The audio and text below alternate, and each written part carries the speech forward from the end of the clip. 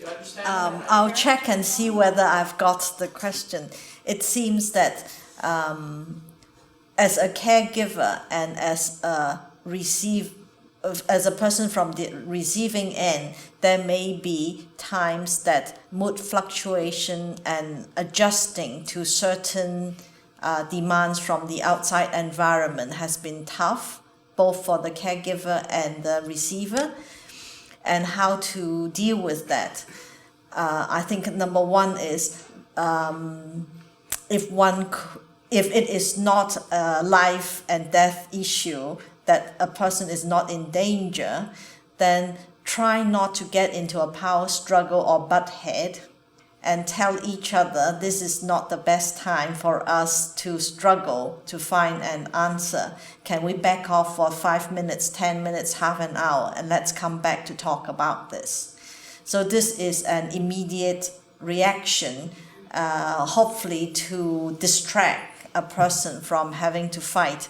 And so one doesn't need to actually solve the problem right there and then.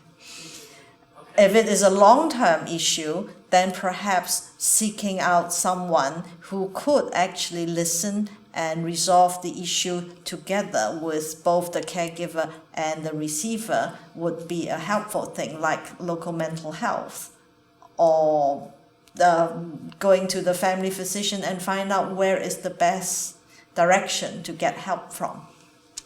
Thank you very much. Welcome. That was a big help. Well, I have one question for you folks. I'm wondering what coping strategies that you recommend for adults who may not have grown up with the support of their family. For instance, someone who had been diagnosed with epilepsy as an adult. You know, are there any sort of issues that could come up for that, and any particular things that could help the adult cope with it?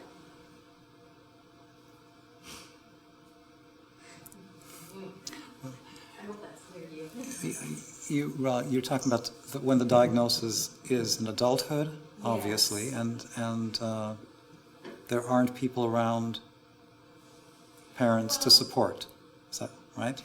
Yes, and you know, how can the person who is diagnosed, how can they work to communicate with their family and to advocate for the supports that and some understanding that they need? Do you want to try that? I'll just try, and then others please help.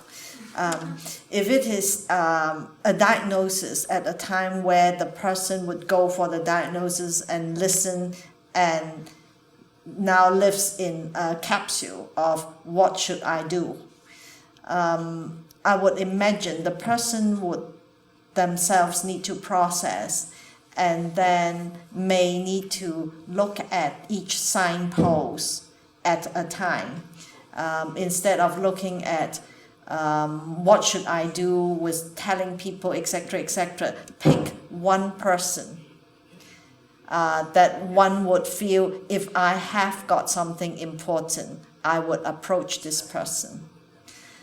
So be connected with the person, and then decide on when it's a comfortable time to actually share with this person the diagnosis. So do it step by step.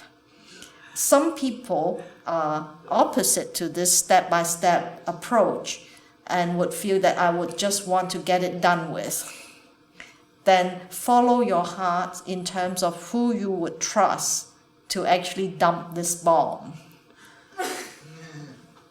And then work from there. So instead of looking at a long-term plan, start with the immediate cushioning of one's own life as to what support one needs. And then the ripple would be, how shall I let work know? How shall I let the rest of the family know? Who should I let know, and who should I keep this from for a certain period of time? Another aspect of it would be, as adults, a person would most probably like to look for information. As Dr. Said mentioned, information. Then BC Epilepsy would be a great place whether it is to find information or to seek out support.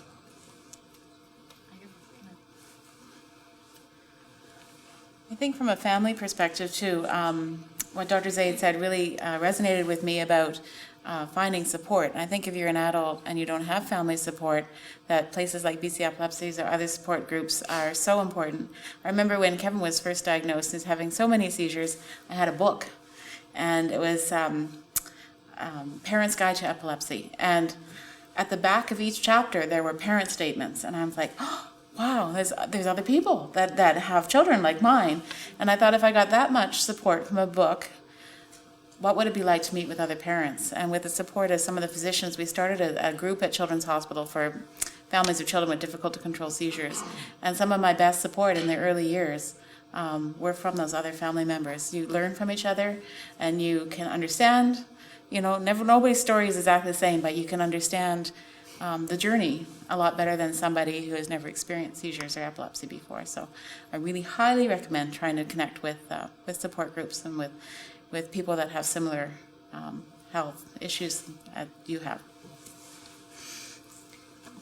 I actually wouldn't mind adding one more thing. And I'm thinking if you really are trying to share with your family too, that maybe that face-to-face conversation is a little intimidating if you don't have strong family relationships, and using our modern technology maybe to write something up first so that you can think it through and send it in advance, and then say, I'd like to talk about this with you. It might just baby steps perhaps that might make that connecting in person a little bit easier. Well, thank you all for coming out and sharing your ideas and wisdom with us.